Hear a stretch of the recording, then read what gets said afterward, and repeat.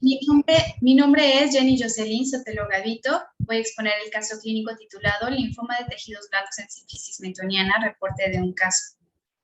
Como introducción, tenemos que los linfomas corresponden a un grupo amplio y heterogéneo de neoplasias linfoproliferativas, las cuales se clasifican de acuerdo a sus características o hallazgos clínicos y, sobre todo y más importante, a sus características morfocelulares en linfoma tipo Hodgkin y linfomas no Hodgkin, siendo los segundos los de comportamiento biológico más agresivo. La literatura menciona que los linfomas extranodales corresponden solamente al 30% de los linfomas y que los linfomas extranodales en su mayoría son linfomas tipo no Hodgkin. Estos son poco frecuentes en cabeza y cuello, pero se sabe que es la segunda localización más frecuente, seguida de la zona del estómago. Estos presentan una mayor predilección en hombres en relación a las mujeres, con un promedio de edad entre los 56 años, y tienen una amplia variedad de signos y síntomas específicos, aunque se sabe que los síntomas B, dentro de los cuales están la fiebre, la pérdida del peso, la pérdida de apetito y el malestar general, entre otros, son frecuentes en los pacientes que presentan linfoma. Sin embargo, los pacientes que tienen linfomas extranodales, o sea, fuera de órganos linfoides y nódulos linfáticos, no suelen presentar estos síntomas, lo cual complica el diagnóstico temprano. En cuanto a la localización más frecuente en cabeza y cuello, se sabe que principalmente es la glándula parótida o glándulas salivales mayores, seguida de las menores y por último las glándulas lacrimales y la tiroides.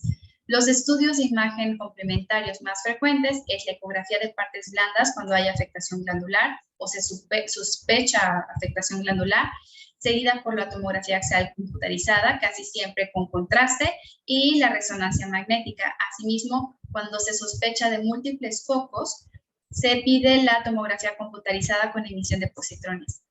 Se sabe que los factores de riesgo para padecer linfoma o para tener un mayor riesgo a desarrollar linfoma, tanto Hodgkin como no Hodgkin, es adquirir el virus de inmunodeficiencia humana, seguida por la presencia o la adquisición de enfermedades autoinmunes como lo es el síndrome de Sjögren.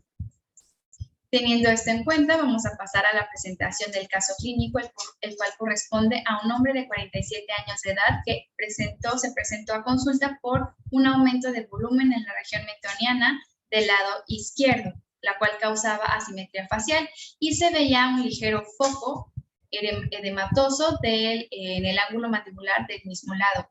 Durante la exploración física, al paciente se le palpó y refirió poca sintomatología. Asimismo, el paciente refirió que no sentía o no tenía sensibilidad del mentón del lado izquierdo con aproximadamente 5 meses de evolución.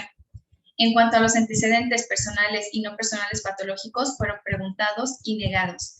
El paciente mencionó un antecedente. Mencionó que se le realizó un tratamiento quirúrgico hace 5 años, pero que no le dieron resultados histopatológicos. En estas 3 imágenes clínicas extraorales se observa la presencia de este aumento de volumen, el cual es único. Aquí se observa único, aquí se observa un ligero foco en la mandíbula del lado izquierdo, pero la zona más grande es esta lesión, la cual se encuentra localizada en la región mentoniana con afectación en tejido blando. Se observa de forma ligeramente nodular, de superficie ligeramente rojiza, edematosa y ligeramente nodular. Posteriormente, en la exploración intraoral no se observaron hallazgos de importancia. Por lo anterior, se le solicitaron estudios de imagen, como la ortopantomografía y la tomografía computarizada. En la ortopantomografía no se observaron hallazgos en relación al tejido blando afectado, pero en la tomografía computarizada, como observamos aquí abajo, sí se observaron hallazgos de importancia, observándose en estas 2 imágenes correspondientes a la tomografía computarizada en corte coronal la presencia de este aumento de volumen exofítico isodenso a tejidos blandos, el cual se encontraba expandiéndose desde la parte media de la sínfisis mentoniana del lado izquierdo hasta el cuerpo mandibular del mismo lado. Por lo anterior, se realizaron dos diversos orígenes en las consideraciones diagnósticas. La primera es que pudiera tratarse de un origen infeccioso, odontogénico o reactivo a hongos, y más frecuentemente que pudiera tratarse de una neoplasia, ya sea metastásica, siendo las más frecuentes de próstata y pulmón en los hombres en la edad similar a la del paciente, o que pudiera tratarse de un sarcoma o una neoplasia linfoide extranodular.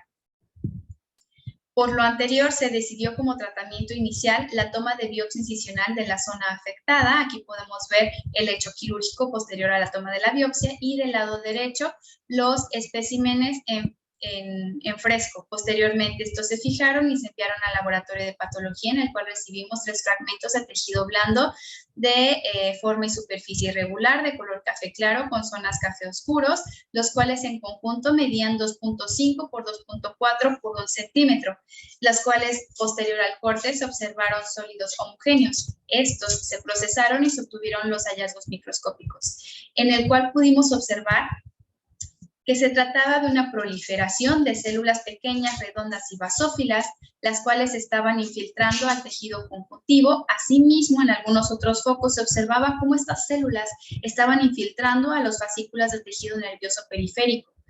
A mayor aumento, se observaba cómo estas células presentaban un alto pleomorfismo, tanto celular como nuclear, con nucleolos evidentes, hipercromatismo nuclear, diferentes hallazgos morfológicos y mitosis aberrantes.